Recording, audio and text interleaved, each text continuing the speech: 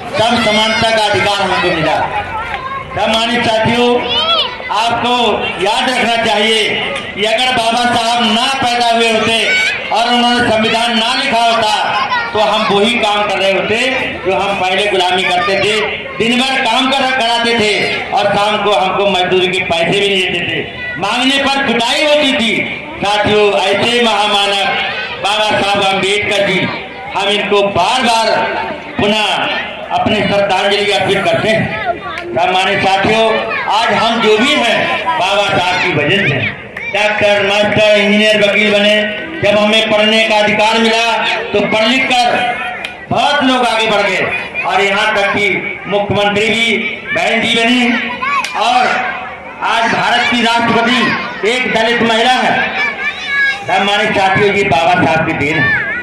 बहनों पर तो इतना पाबंदी थी, हम चप्पल पहनकर नहीं निकल सकते थे और अच्छे कपड़े नहीं पहन सकते थे, फटे पुराने कपड़े पहनते थे हमारी माताएं बहनें, और हम लोग भी फटे पुराने कपड़े पहनते थे।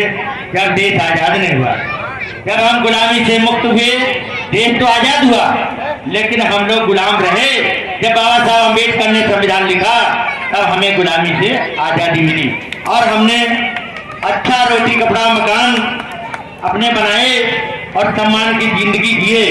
तो हमें हमारा कोई देवी देवता या भगवान इससे पहले काम नहीं आया। सारे देवता और भगवानों ने हमारा उत्पीड़न किया, अन्याय किया। भगवान नाम ने से शंभु वृद्धि का सिर काट कर कलम कर दिया, हम उसको भगवान कहते हैं।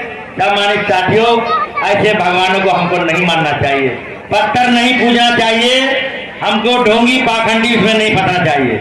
हमें तो सबसे पहला काम करना है। ये नन्हे मुन्ने बच्चे बैठे हैं, बाबा साहब अम्बेडकर ने कहा शिक्षित बनो, संगठित बनो और संघर्ष करो। इन बच्चों को इतना पढ़ाइए जो उन्होंने हमें संविधान दिया, सम्मान दिया, गौरव और सम्मान बढ़ाया। तो हमने अपने बाबा साहब को कभी हमें भूलना नहीं है, इनको याद करते रहना है हर साल। इंसानियत आगे बढ़ी। बाबा साहब का कहना था कि हमें धर्म के नाम पर कोई झगड़ा नहीं करना है, क्योंकि धर्म के नाम पर किसी इंसान को नहीं मारना है, बल्कि इंसान के नाम पर धर्म को मार देना है। धर्म मर जाएगा तो इंसान बचेगा, इंसान बचेगा तो इंसानियत से बड़ा कोई धर्म ही नहीं है। इसलिए दुनिया भर के पाखंड में ना पढ़कर हमें इंसानियत के धर्म पर चलना चाहिए, और इंसानियत के धर्म पर चलोगे तो नितांत आगे बढ़ोगे।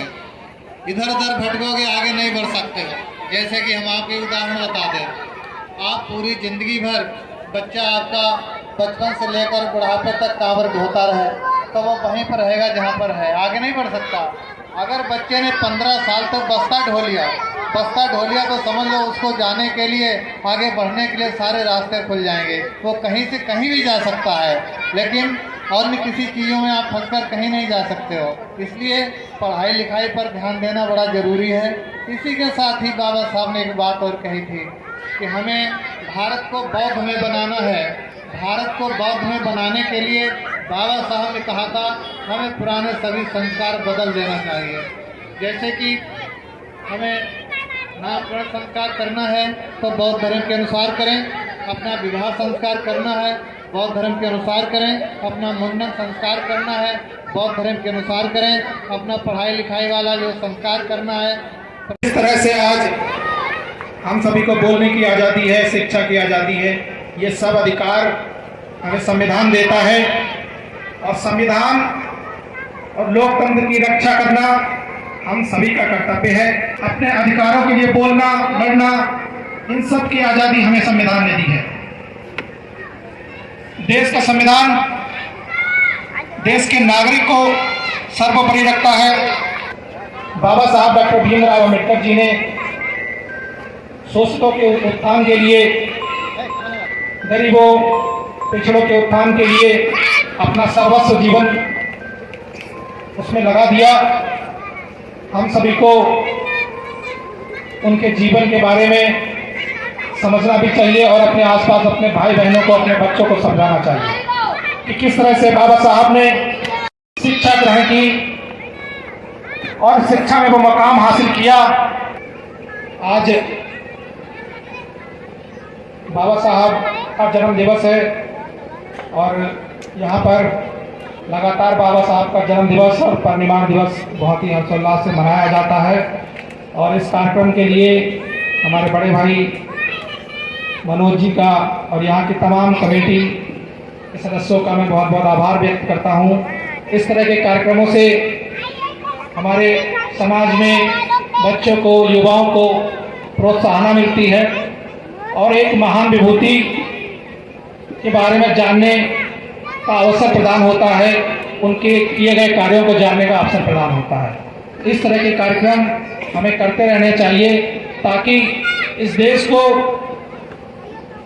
सही दिशा की ओर ले जाने वाले लोगों के बारे में हमारे छोटे बच्चों को, युवाओं को जानकारी होनी चाहिए। और इसी के साथ मैं अपनी बात को खत्म करता हूँ। एक बार बाबा साहब के लिए नारा लगाएंगे, डॉक्टर भीमराव अम्बेडकर, डॉक्टर भीमराव अम्बेडकर। परम पूज्य बाबा साहब डॉक्टर भीमराव अम्बेडकर की जयंती बड़ी ही धूमधाम के साथ अम्बेडकर पार्क माउटांडा में मनाई गई। वैसे तो पूरे विश्व में 14 अप्रैल को 133वीं बाबा साहब डॉक्टर भीमराव अम्बेडकर की जयंती बड़े ही हर्षोल्लास के साथ मनाई गई।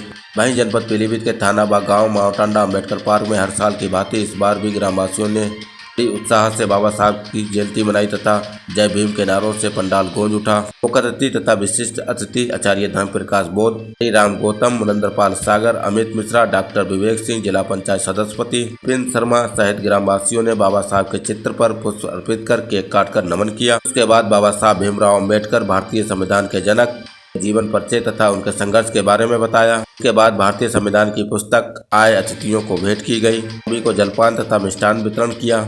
इस दौरान रामदयाल, रामचंद्र, मदनलाल, भगवान दास, बबलू, ओम प्रकाश, छत्रपाल, होरीलाल, किशनलाल, गंगाराम, राम सिंह, राजपाल, मुन्नालाल, अमित, सुशील, राधेश्याम, शिव कुमार, करमपाल, वेदपाल, राकेश, केवल राम तथा महिलाओं सहित सैकड़ों की संख्या में ग्रामवासी मौजूद रहे।